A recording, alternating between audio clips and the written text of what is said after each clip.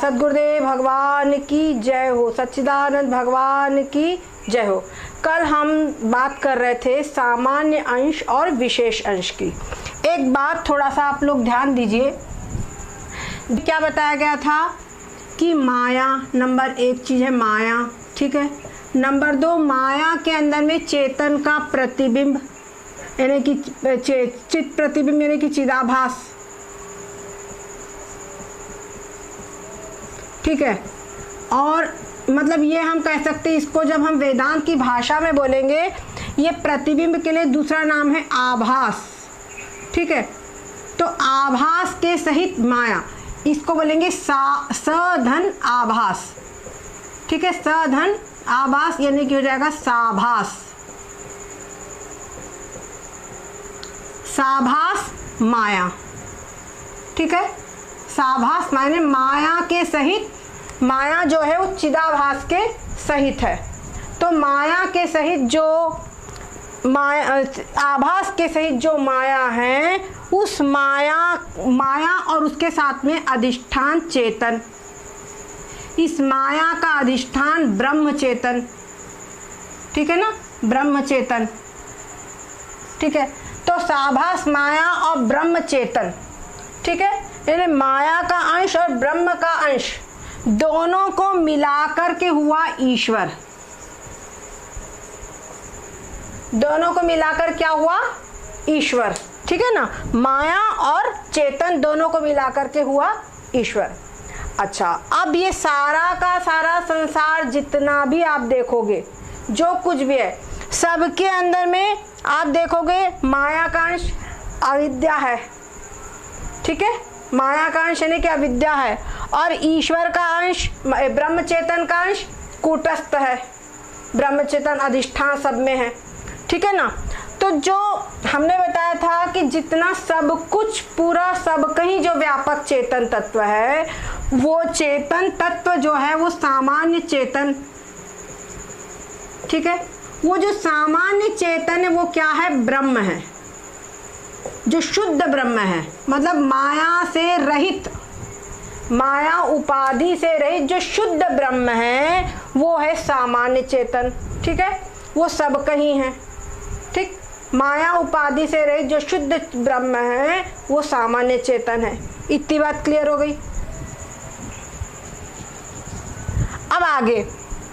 अब आगे हमने ये वाली बात तो क्या समझाने के लिए आपको बता दी थी, ठीक है। अब बात होती है अस्तिभात, जो संसार के जितने भी पदार्थ है, संसार का जो कुछ भी पदार्थ है, सब कुछ अस्तिभाति प्रिय नाम और रूप, इन 5 चीजों से सारा संसार में जो सामान्य चेतन है ने ब्रह्म है, वो ब्रह्म अस्तिभाति प्रिय नाम और रूप, ठीक है।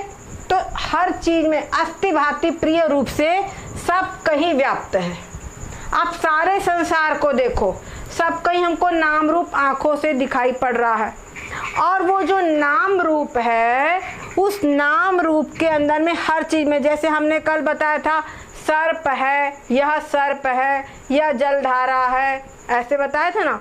वैसे ही आप एक छोटा सा घड़ा लो तो बोलेंगे, हम क्या बोलेंगे, यह घट है, ठीक है, यह घट है। तो यह घट है, तो घट है यानी कि अस्थि, ये क्या हो गया, अस्थि। फिर हमने कहा यह दिखाई देता है, घट दिखता है, दिखता है यानी कि भासता है, प्रतीत होता है, ठीक है, इसको कहते हैं भांति, ठीक है। अच्छा, घट हमको प्यारा लगता है क्योंकि हमारे उपयोग में आता है पानी भरने के। दूसरी चीज ना प्रिय वैसे पानी भरना हो तब भी हम देखते तो इसमें एक अट्रैक्शन होता तो अच्छा लगता है ना। हम ये नहीं चाहेंगे कि घड़े को सीधे उठा के फोड़ दे, ठीक है, मतलब एक अच्छा लगता है उसको देखने में, कोई भी चीज हो उसको देखने में हमको अच्छा लगता है। तो जो चीज को देख करके जो हमको हर चीज में अच्छा लगता है, एक आकर्षण होता है हर वस्तु में, वो आकर्षण वास्तव में क्या है, उस वस्तु के अंदर में प्रियत्व है, है ना, वो वस्तु उनको अच्छी लगती है देखने में, तो वो जो है वो क्या है, प्रियत्व है। तो घड़ा जो है यह प्यारा है, ठीक है, घट प्यारा है, तो प्यारा क्या है, प्रिय, ठीक है। अब उसके बाद में घट, घट ये क्या है, घट, ये 2 अक्षर का नाम है और इसका जो गोल पेट और मुंह, ठीक है, ये क्या है, इसका रूप है, ठीक है, ये इसका रूप है। तो आप देखेंगे कि अस्त्य ने है पना, अस्त्य ने है पना, और भातीय ने दिखाई पड़ता है, हर चीज़ उसको बोलती भाती। और हर चीज़ में जो प्रियत्व है, जो प्यारा पना है, या हर चीज़ में कुछ सुख देता है, वो चीज़ सुविधा देता है कि घड़े में पानी भर के रखो, ठंडा होगा, वो हमको सुख देगा, प्रिय है ना, तो वो क्या होगा, जो सुख देगा, आनंद देगा, वो चीज़ क्या है, प्रिय है। और हर वस्तु जितनी भी संसार की है, सब में कोई ना कोई नाम है और साथ साथ में कोई ना कोई रूप है। अब आप देख लो, ये हो गया अस्ति भाति प्रिय, नाम और रूप।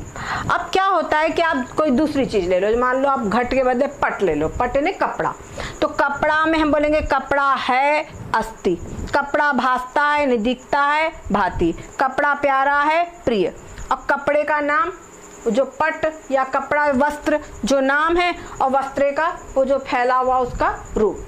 तो ऐसे करके आप संसार की जितनी वस्तु उठाएंगे सब में एक नाम और रूप है, और हर चीज में अस्ति भाति प्रिय है।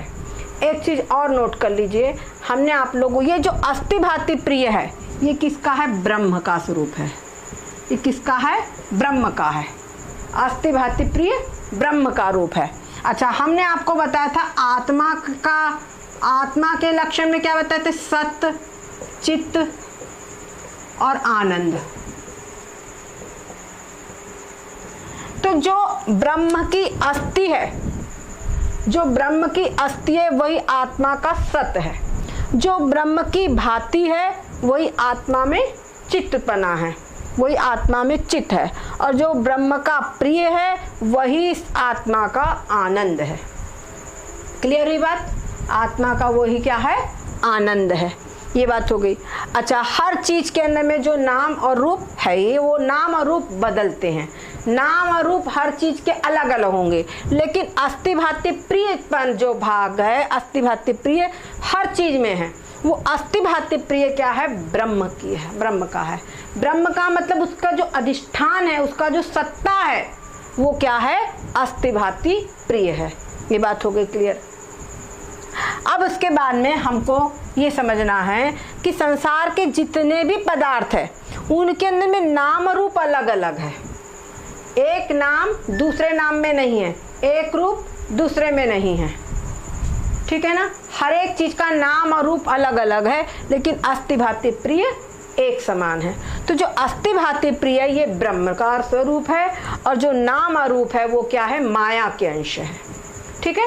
अस्ति भाति प्रिय ब्रह्म का अंश है, और नाम और रूप जो है वो क्या है, माया के अंश है, अविद्या के अंश है। अविद्या, एक बात और समझ लीजिए, चाहे हम माया कहे, चाहे अज्ञान कहे या अविद्या कहे, ये एक ही चीजें हैं, ठीक है, ये तीनों एक ही चीजें हैं। समझ में आ गया, माया, अज्ञान, अविद्या ये एक ही चीजें हैं, परंतु विद्या ये नहीं है। विद्या जो चीज है वो अलग है। हमसे किसी ने प्रश्न भी पूछा था, तो वहाँ पर उनका प्रश्न कुछ क्लियर नहीं था, लेकिन फिर भी इतनी बात समझ ले कि अविद्या अलग चीज है और विद्या अलग चीज है। और ये है कि ईशावास्योपनिषद में विद्या को अविद्या स्वरूप जो कहा गया है, वहाँ पर विद्या का मतलब जो लौकिक विद्या है, समझ गए, जैसे कि मतलब परलोक को प्राप्त कराने वाली, स्वर्ग आदि को प्राप्त कराने वाली जो विद्या है, कर्मकांड आदि है, मतलब जो संसार के भोगों को प्राप्त कराने वाले, चाहे इस लोक के या परलोक को भोगों को प्राप्त कराने वाली जो विद्या है, उस विद्या को भी वहाँ पर एक प्रकार से वो अविद्या का ही स्वरूप है, क्योंकि वो संसार ही बढ़ाएगा, ठीक है। लेकिन वास्तव में माया, अज्ञान और अविद्या ये तीन नाम है, ये तीनों चीजें एक ही है, ठीक है, माया, अज्ञान या अविद्या, ये तीनों चीजें एक ही है। ठीक है, और ये अविद्या जो है वो अलग है।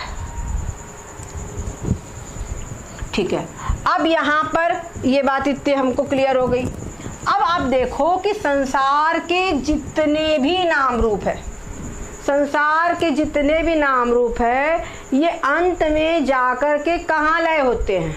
कभी भूकंप आए, कुछ भी हो, अंत में जाकर ये सब कुछ का त्याग कर दो, सारे नाम रूपों का त्याग करो, तो क्या मिलता है हमको?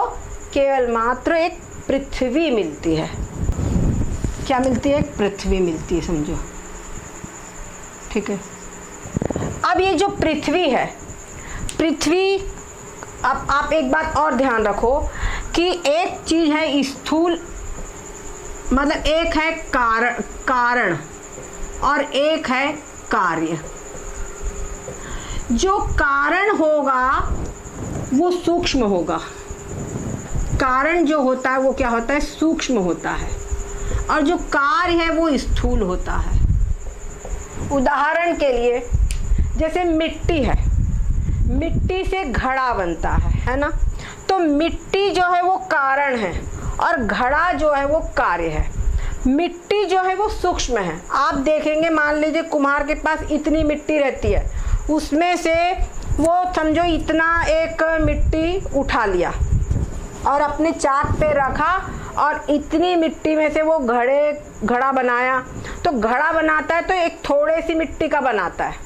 अब वो जो थोड़ी सी मिट्टी है उसको तो हम ऐसे ही रख लेंगे, ठीक है, और जो घड़ा बनता है वो इतना बड़ा बन जाता है।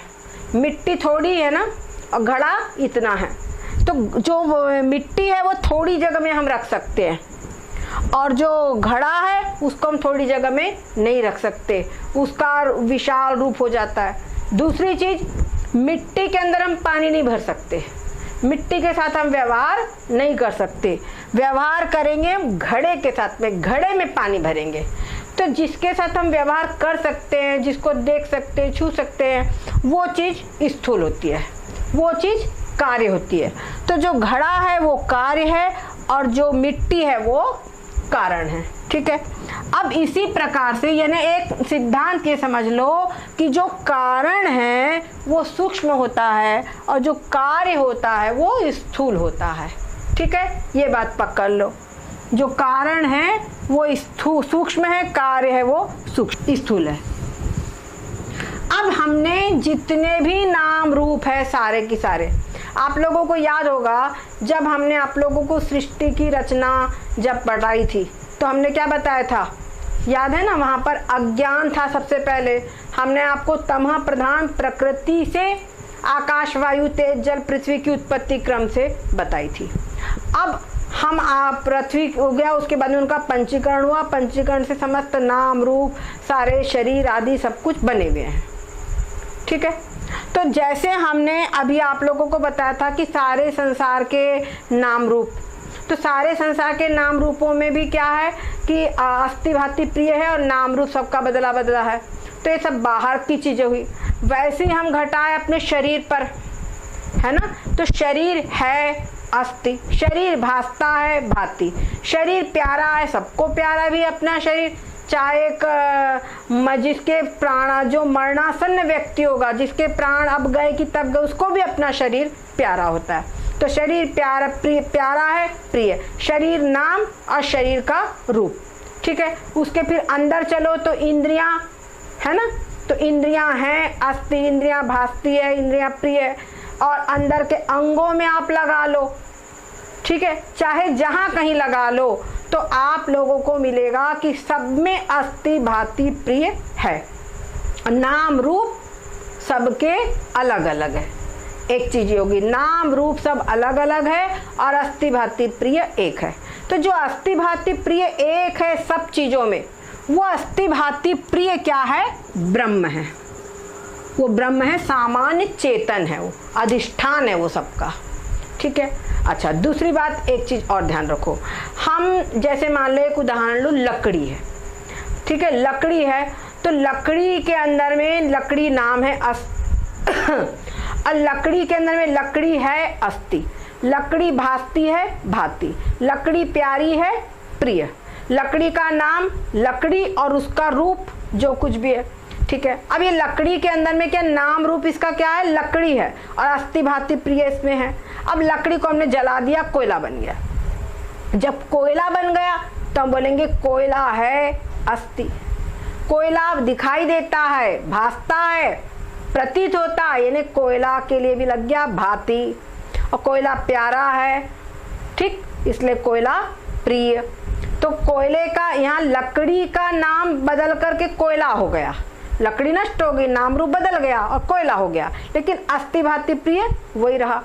अब फिर कोयले को जला दिया, तो कोयले को जलाया तो राख, अब राख है अस्थि, राख भासती है भांति, राख प्यारी है प्रिय, राख नाम और राख का रूप वो पाउडरी फॉर्म। अब ये राख में भी प्रियत्व है, बर्तन मांजने के लिए काम आती है कि नहीं। तो क्या लकड़ी, कोयला, राख, नाम बदल गया, और उसके बाद हम बर्तन अगर मांज लेंगे उसको तो कीचड़ हो जाएगा, तो कीचड़ है ना, कीचड़ भासता है, कीचड़ प्यारा है। वो खेतों में आखिर जो भी वो मिट्टी रूप में वो, और वहाँ पे जो जीव जंतु रहते हैं उनको कीचड़ भी प्यारा है कि नहीं है। तो कीचड़ में भी प्यार प्रियत्व है। तो हर चीज में आप देखेंगे नाम और रूप तो बदल जाएंगे, लेकिन जो अस्थि भांति प्रिय वो वही रहता है, और जो अस्थि भांति प्रिय वही ब्रह्म है। तो ब्रह्म जो है सामान्य चेतन अस्थि भांति प्रिय रूप से शरीर के भीतर बाहर सब कहीं व्याप्त है, ठीक है। अब हमने जितने भी नाम रूप है सारे नाम रूपों का त्याग कर दिया, सारे नाम रूपों का त्याग कर दिया। तो अब रहता क्या है, पृथ्वी। या समझो कहीं भूकंप आए और सारे नाम रूप चेंज हो गए, सारे नाम रूप का लय का हो गया पृथ्वी में। तो सबसे पहले हमको क्या मिलेगी, फिर सबसे बाद में पृथ्वी। अब ये जो पृथ्वी है, अब पृथ्वी है अस्थि, पृथ्वी भासती है भांति, पृथ्वी प्यारी है प्रिय, पृथ्वी नाम, अब पृथ्वी रूप, ठीक है ना, पृथ्वी नाम और पृथ्वी रूप। तो पृथ्वी का नाम और पृथ्वी का रूप इसका हम त्याग कर दिए, नाम और रूप का त्याग कर दिया। तो अब पृथ्वी जो है, अब ये जो पृथ्वी जब लय होती है तो काय में होगी, जल में। क्या हो गया, ये जल मिला हमको, पृथ्वी का लय हुआ जल में। अब जल है अस्थि, ठीक है, जल भासता है भांति, जल प्यारा है प्रिय, और जल नाम और जल रूप।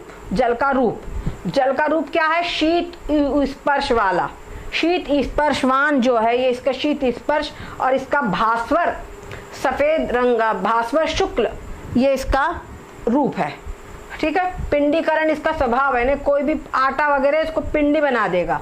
तेल भी है, तेल पिंडी नहीं बनाता, तेल से आटा गूंदो गूंद जाएगा, बोलो अलग ही अलग जाएगा वो, और पानी से ही आटे के कण चिपकते हैं। तो इसने ही कारण इसका जल का स्वभाव है, ठीक है, वही समझो जल का रूप है। तो जो जल है ये, अब जल का नाम और जल का रूप, ठीक है। अब जल का नाम और रूप का त्याग किया, जल के नाम रूप का त्याग किया और अस्थि भांति प्रिय, तो वो उसके अंदर में तेज होगा, जल का होगा तेज में। फिर है उसी प्रकार से अब तेज के अंदर में भी, तेज के अंदर तेज है अस्थि भांति प्रिय, और तेज का नाम तेज और रूप इसका कैसा, इसकी लंबी लंबी लपटे है ना, इसकी लपटे वो इसका स्वरूप है। तेज उष्ण, जब ये इसको छुओ तो गर्म लगता है, उष्ण स्पर्श वाला ये तेज है, ठीक है, ये तेज हो गया। अब तेज के भी नाम और रूप का त्याग किया, तो अस्थि भांति प्रिय इसमें ही है, तो यहाँ मिलेगा ये जाएगा इसमें वायु में,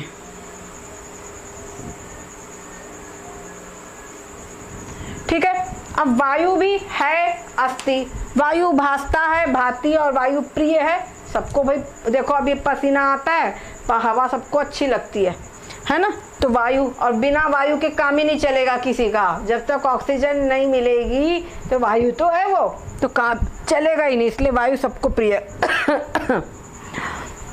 अब वायु का नाम और वायु का रूप इसका त्याग किया, तो वो त्याग होगा आकाश में।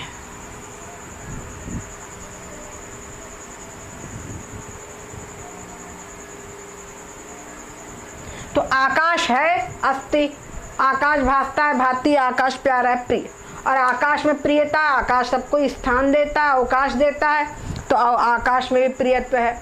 फिर आकाश का जो स्वरूप है, वो आकाश का स्वरूप कैसा है?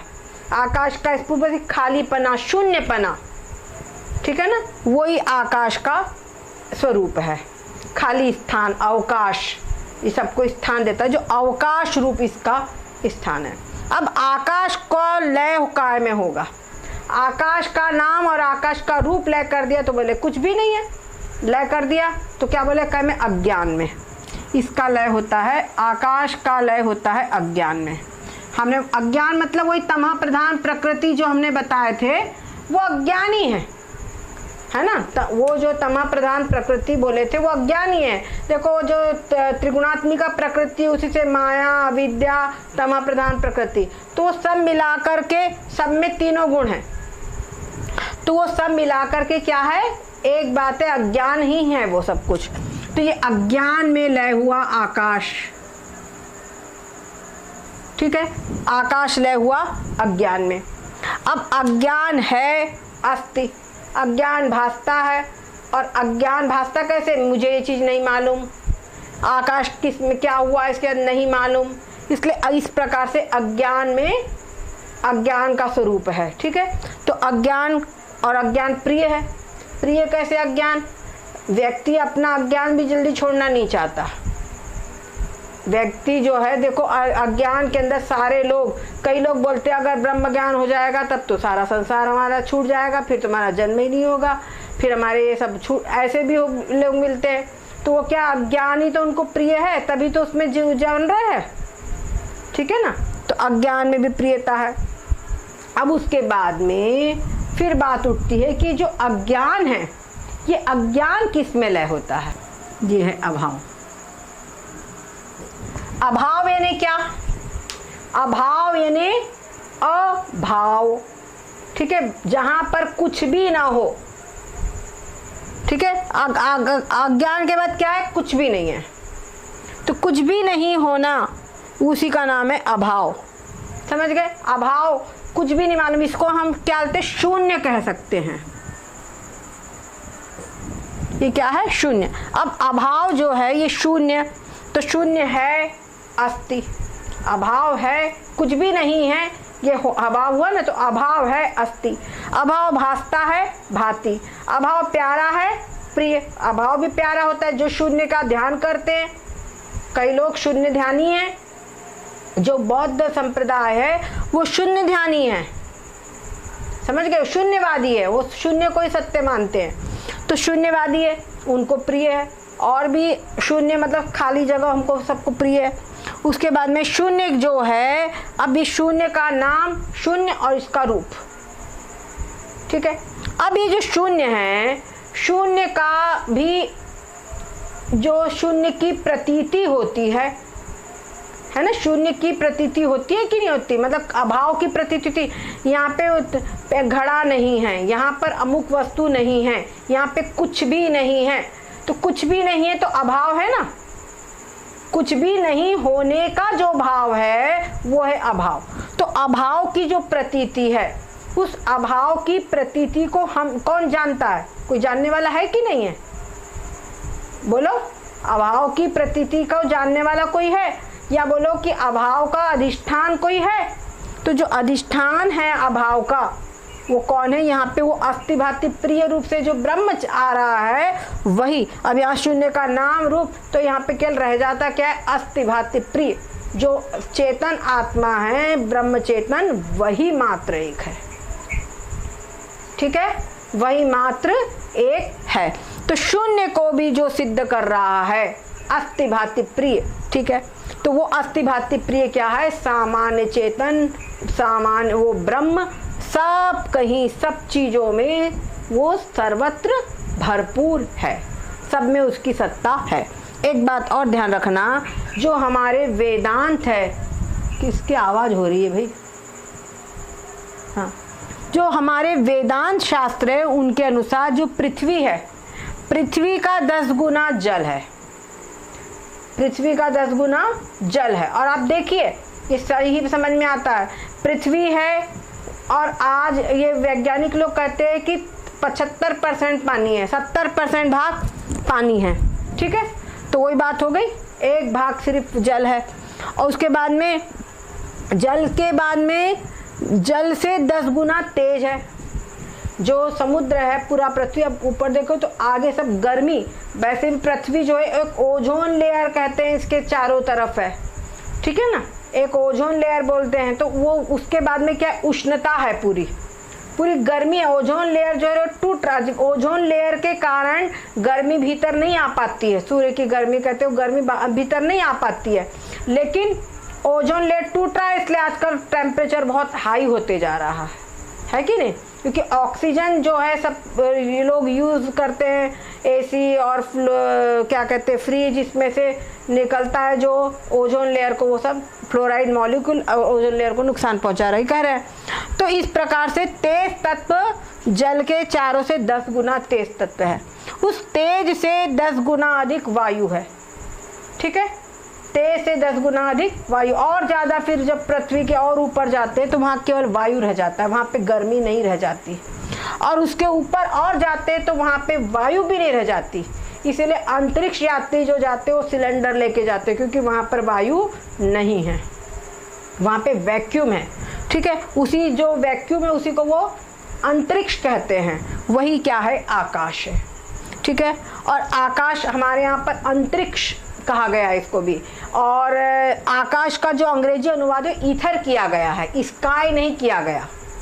ठीक है, स्काई इज ब्लू पर ईथर इज नॉट ब्लू, ये बात समझ लीजिए। तो यहाँ पे इसको आकाश जो है ये कितना हुआ, वायु से 10 गुना आकाश है। फिर आकाश से के आगे क्या है पता नहीं है कि नहीं, आकाश के आगे क्या है मालूम नहीं। तो वो जो मालूम नहीं वही क्या है, अज्ञान है। ठीक है, अब ये अज्ञान है, उसके आगे फिर और तो कुछ है ही नहीं वहाँ।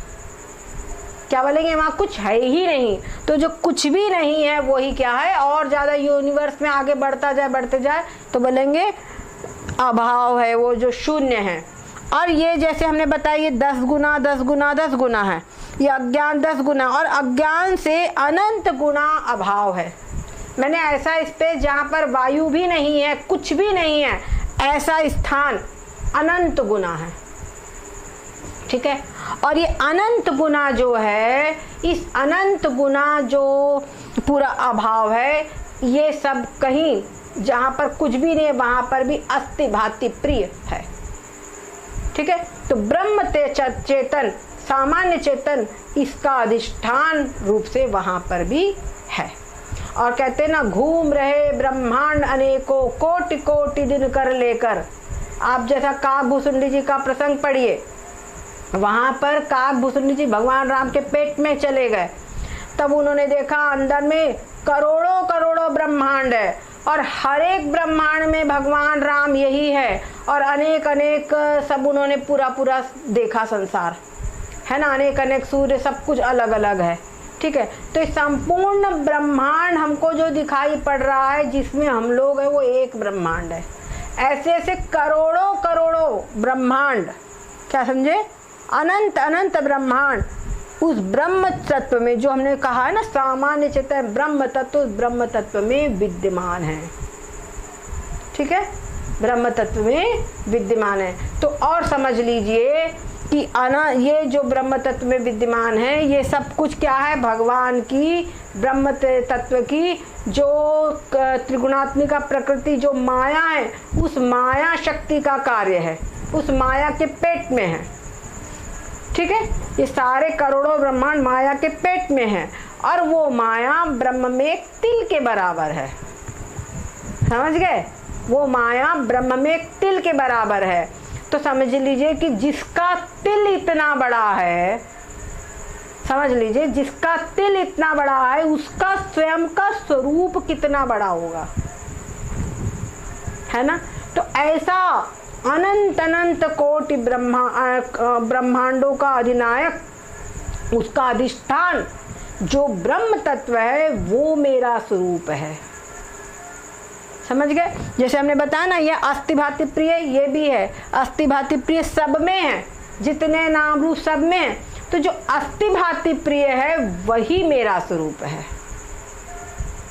समझ गए? जो अस्थि भांति प्रिय से शरीर के भरे में भी एक एक चीज में विद्यमान है, उस वही अस्थि भांति प्रिय आत्मा में सतचित आनंद रूप से कहा गया है। ठीक है? अस्थि का मतलब सत, चित्त का मतलब, भांति का मतलब चित्त, और आनंद का मतलब प्रिय, दोनों एक ही बात है। ब्रह्म का अस्थि भांति प्रिय और आत्मा का सतचित आनंद, दोनों चीजें एक ही है। क्लियर है बात? तो ऐसा सामान्य चेतन का स्वरूप है। समझ गए कि नहीं? कितना अनंत, कितना विशाल है। सामान्य चेतन मतलब ब्रह्म तत्व, ब्रह्म तत्व का स्वरूप है पूरा पूरा। क्लियर हुई बात? सामान्य चेतन। और जो विशिष्ट चेतन है, क्या समझे? विशिष्ट चेतन है सारे जीव जितने भी है, अंतःकरण है सबके, उन अंतःकरण में सतोगुण है। ठीक है? उनमें सतोगुण है, और सतोगुण में वो चेतन का आभास है, चेतन का आभास प्रतिबिंबित है। वो जो चेतन का आभास है वो क्या है? चिदाभास जो है वो है विशेष चेतन। तो ये जो सामान्य चेतन सर्वत्र ओत प्रोत जो है, वो सामान्य चेतन क्या है? वो निर्वयो, निराकार, निर्विकारी, अजन्मा, अनंत, अखंड, जो हमने सब विशेषण बताए हैं, सत चित आनंद, 10 विशेषण, क्या कहते, क्या होता है, 10 उधर बताए ना, 10 विधेय और 10 निषेध विशेषण बताए हैं। तो सारे विशेषणों से युक्त वो सच्चित आनंद जो ब्रह्म है पूरा, समझ गए? सामान्य चेतन ब्रह्म तत्व वो है। और वो ब्रह्म जो तत्व है वो यद्यपि सब कहीं है, लेकिन वो एक हाथ उठाकर किसी को कुछ देता नहीं है। समझ गए? वो एक हाथ उठाकर किसी को कोई चीज देता नहीं है। वो निराकार निर्वय जो तत्व है वो कुछ भी नहीं करता है, परंतु जब उपाधि में स्थित हो जाता है, अंतःकरण उपाधि में स्थित होता है, तभी वो राक्षसों का संहार करता है। समझ गए?